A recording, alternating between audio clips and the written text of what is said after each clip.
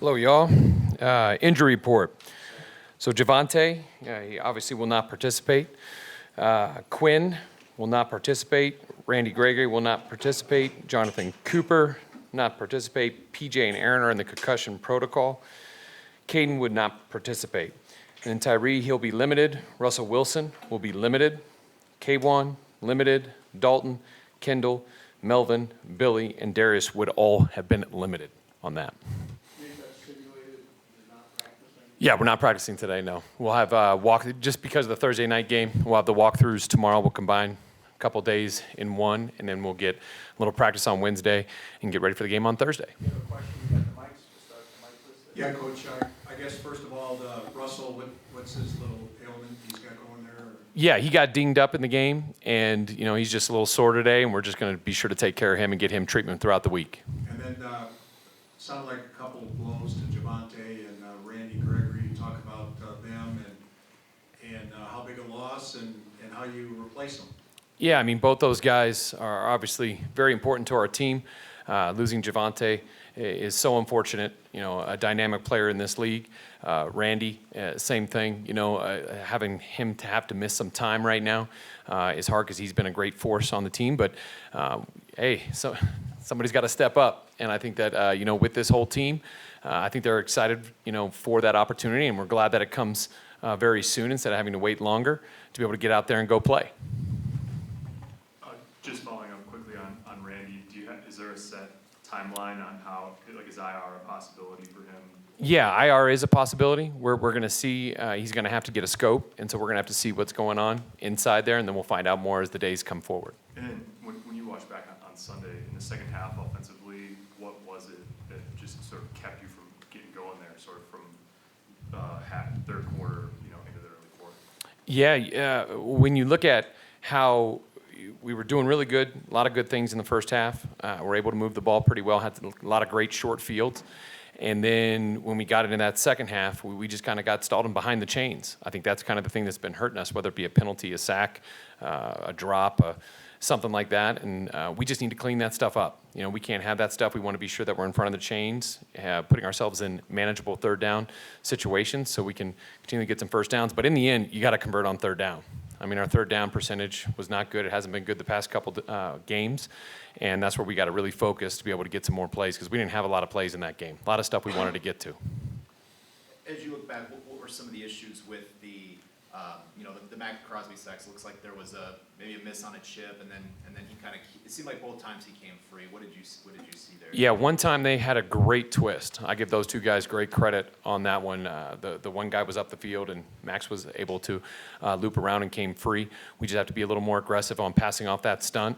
And the other one, we missed the chip, and Russell was trying to boot out on that one, and he was able to kind of deke the guy a little bit and was right in his lap. So we were trying to protect the edge from that standpoint, and it didn't work. At both running back and outside linebacker, how do you expect the guys there to fill in for Javonte and Randy? And then just kind of from an entire team standpoint, how do you expect them to respond after losing two critical guys? Yeah, I mean, it's one of those things. This is part of football. It's a physical game.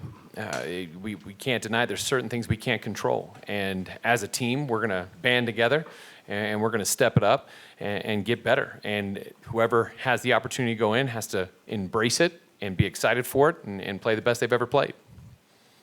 Coach, where do you come down on Thursday games in general, and what have you learned over your years of the quick turnaround that you think you can utilize to help get as many guys healthy and ready in such a short time? First and foremost, it's about preparation. They have to understand how much mental it is because we're going to have to walk through this. That would be tomorrow, 2 days, so they're going to have to really lock in from a mental perspective and then take care of their bodies. I mean, we just had a battle yesterday versus the Raiders, and now we got another one right around the corner. I personally, hey, we lost, and so you want to get back on the field and prove yourself again. I think all of us as a team, we want to get back out there, and we want to go back to work. So it's a close turnaround, and that's part of it, and we're excited to get back out on the field. Just in terms of Javonte, you sort of increased his workload in the passing game. How do you disperse all that now? We're going to have to disperse it between the guys that we'll have out there. whoever's out there is going to have to do the best job they can. We have some good backs, and we want to be sure that we showcase them, just like we were with him. And if they're part of that progression and they get an opportunity, we want to see them be great. We saw Melvin emotional yesterday in his press conference. How do you continue to show faith in him, and what do you do to try to get him in the right state mentally if he's going to, obviously he's going to, sound like, be part of the game plan? Melvin's a true pro. I mean, this is a guy that's been doing this for a long time. He's harder on himself than anybody, and he's part of our team. I mean, we love the guy. I mean, he knows there was a mishap right there, and it's a great opportunity for him to get back out on the field and prove himself, and we're excited to be part of that and put him in great positions to be able to make plays, and we'll watch him do some good things. I mean, he had our first touchdown 2 weeks ago. I thought he ran real hard. I mean, he's running the ball really well. I mean, he's going downhill. He's exploding through the hole, and we want to see that continue. And like I said, he's a true pro, and I expect for him to step up and have a great game. Nate, on the injury front, do you expect Greg Dulcich and Michael Jamudia to come off the IR? Is there any chance they play on Thursday? Right now, we're still working through that. We obviously are having a lot of shuffling that we're having to work through with the different injuries and things like that, especially, we have the 2 guys out for the concussion protocol, so they're not going to be able to play. So that's going to cause us to have to move some things around and make sure we have enough people across the board. So we'll kind of evaluate that, see where they are, and then make that decision. Coach, I have 2 really quick. One, is there any chance Russell Wilson misses Thursday night being limited in practice? Right now, he's playing. Okay, and then the second one is Pat Surtain going up against Javonte Adams for most of the game. How did you think he did, and where do you think he's at right now? I think he did a really good job. I mean, he's going against arguably one of the best in the business, and he didn't shy away from anything. I thought he competed all day, had a couple pass breakups. It was great to see him step up to that, and he was up for the challenge. Didn't talk a lot, just went out there and played. I think that's what makes him so great is, like we had talked about last week, he's just a humble player that wants to go out and be great. One of the bright spots from Sunday, we got to see Montreal Washington give the offense pretty good field position. What have you seen from him through the first 4 weeks of the season that says, hey, you know what, if we can get this thing going, we understand that we can capitalize? Confidence. He's gotten a lot of confidence. I mean, both fielding the punts, making plays afterwards.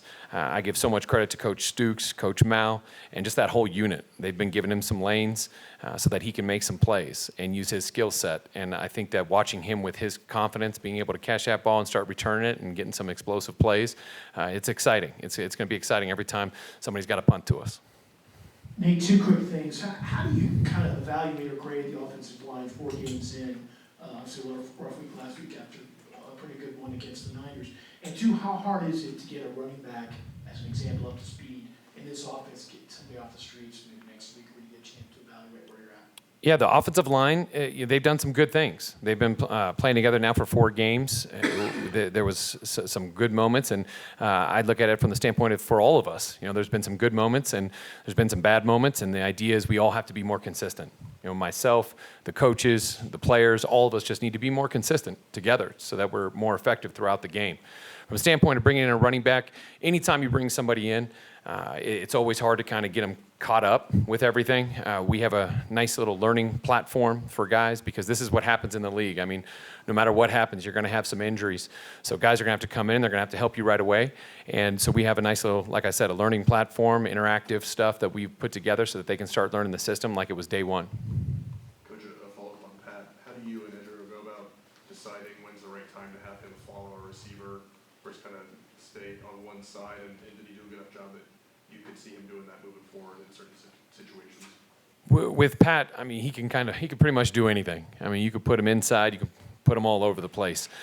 For us, it's just about what we're going to do schematically and how we're going to handle each defense. So every week it changes. So that very well could be something that we want to do. And we can leave him where he is. We can do all kinds of different things. So we don't really want to give away anything. But in the end, I know that the defensive staff, they've done a really good job. They're going to continue to put the guys in the best position to be successful. Final 3, Nick, Kyle, then Jeff. And just you want to go back to, you guys put an emphasis on not getting behind the sticks. Does it just seem like it's one different thing each time that's kind of happened? That obviously if there was one thing you could point to, I'm sure you would, but what are you just kind of seeing that's causing some of these things? It's one of those things. You obviously are always trying to stay in front of the chains as an offensive play caller, as the guys going through all the plays, and I mean, you're right. It's not just one thing, whether it be maybe a missed throw, a missed drop, a missed block, something like that. We just have to be more consistent. I think that's the most important thing, is that everybody understand their role, their job, and execute it to a high level so that we can continually move the ball forward so we have a manageable third down. But I look at it more as even when we were getting into those manageable third downs, we still didn't convert those. So it's a combination of both, especially there in that third quarter. KJ Hamler, just 4 snaps on offense. Obviously, you had the big catch. Was that injury related? Is he still feeling the knee hit? I know you guys have kind of been pacing him. And how do you get more of those over-the-top plays like we saw? With KJ, I thought he stepped up and made a huge play, and I was so happy to see that. And he's somebody that we got to get more involved in the game plans. Every game is a little bit different for everybody that's out there. Sometimes they play more or less by game. It's all about how we want to attack the defense. And I'm really glad that happened, because that kind of got him and Russ in sync a little bit. And I thought it was a really good thrown ball. And I just wish he would have caught it and ran in the end zone for him. But no, I'm excited to see KJ really start coming on. I just want to go back to Gregory for a second. Did the MRI tell you if the ACL was okay? Yes, the ACL is okay. We're just we'll now have the scope, and we'll get more information from there where we go. All right, y'all. Thank you.